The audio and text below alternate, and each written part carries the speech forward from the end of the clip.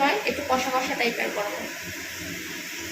ডিম ভাজা হয়ে গেছে, ডিম ভেজে রেখে এই যে মানে সিদ্ধ করে ভেজে নিয়েছি, তারপরে মশলা টশলা কষিয়ে এই যে এখন আলুটাও কিন্তু সিদ্ধ করাই রয়েছে, এই যে হালকা তেলে নেড়ে নিয়েছি, তারপরে মশলা দিয়ে এখন কষাচ্ছি।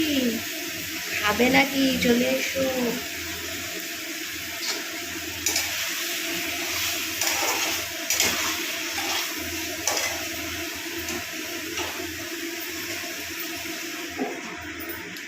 আমি কিন্তু রান্না খারাপ করি না, চলে আসো তাড়াতাড়ি। যাই হোক, গুড মর্নিং সবাই, কেমন আছো? ভালো আছো? অবশ্যই যে যেখানে থাকো সবাই ভালো থাকো, এটাই ভগবানের কাছে প্রার্থনা করি। আর এখন আমি সবার লাস্টে জানোই তরকারিটা একটু মানে পেস্টের মধ্যে শুকনো লঙ্কা দিয়েছি, গোটা শুকনো লঙ্কা আর কি পেস্ট করেছি। এবার আমি কয়েকটা কাঁচা লঙ্কা দিয়ে দেবো, কাঁচা লঙ্কা ফাটিয়ে না দিয়ে দেবো, ওতে না খুব সুন্দর গন্ধ আসে।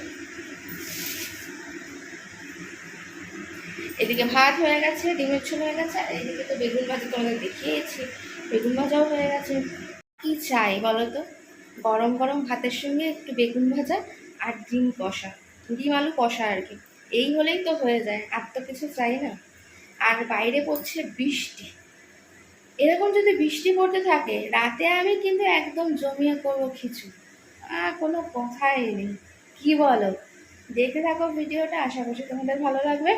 আর রাতে কি মেনু হচ্ছে খিচুড়ির সাথে, তারপরেও তো কিছু না কিছু থাকে। যদি বৃষ্টি হয় আর কি করব না করবো তখনই ভাববো, এখন আমি ভেবে পাচ্ছি না, কারণ এখন এটা খাওয়া হোক, একটা জিনিস খাওয়া হোক, তারপরে রাত্রিরের চিন্তা। কি বলো? বাবাকে খেতে দিয়ে দিলাম, মা এখন চা খাওয়া হয়নি বলে তার জন্য অপেক্ষা করছি। বাইরে পড়ছে ঝিরিঝিরি বৃষ্টি,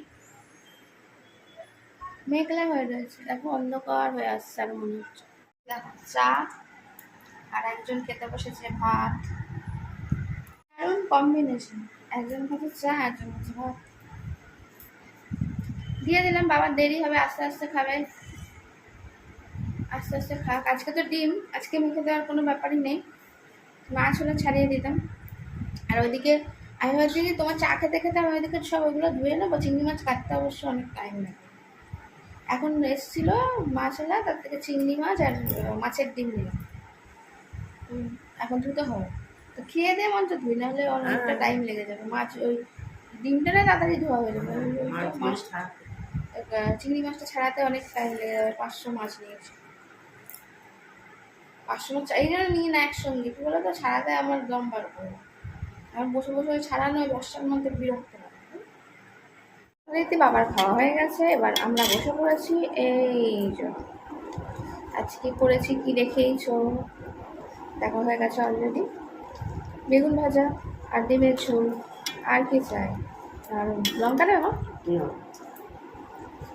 এমনি ঝাল হয়েছে আমার। এই কাঁচা লঙ্কাটা লাস্টের দিকে দিলাম, ওই লঙ্কাটা টিপে খেতে দারুণ না, গন্ধটা দারুণ,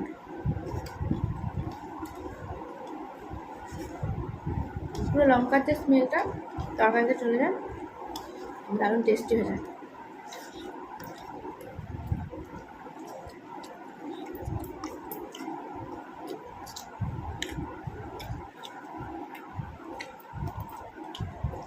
এখনো কুসুম পর্যন্ত পৌঁছায়নি, কুসুম চাল সবার লাস্টে হয়।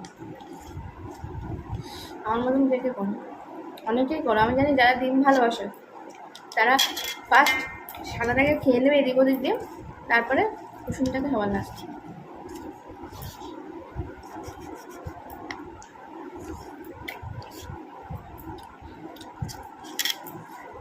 আমার হলো কোনোদিন কুসুম ছাড়া ডিম খেতে বলে আমি খাবোই না। কুসুম ছাড়া ডিমে কি আছে বলো? কিচ্ছু না।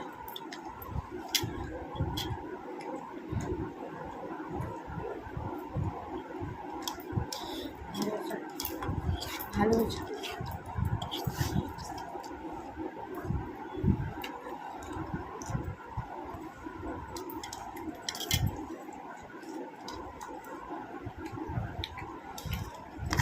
এরকম ডিম হলে আর আলু দিয়ে আর কি চাই, তাও আমি করলাম একটু বেগুন ভাজা।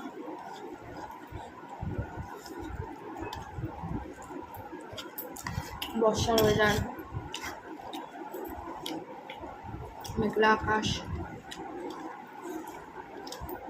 প্রচন্ড মেঘ। আর আমার ফোনে একদম চার্জ ছিল না, তাই জন্য তোমাদের দেখাতে পারিনি। দেখো ডিমটা তো আগেই ঢুকিয়ে দিয়েছি, ছাড়ানো হয়ে গেছে মাছ।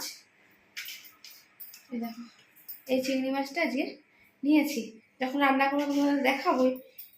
তাও এই হাতটা মাছটা ধুয়ে মানে ছাড়িয়ে হাতটা একটু ধুলাম, এখনো বেশি টেশিন ধোয়া হয়নি। হাতটা ধুয়ে ফোনটা নিয়ে এসে তোমাদের দেখিয়ে দেবো। চলো ফ্রিজে তুলে দেবো আবার।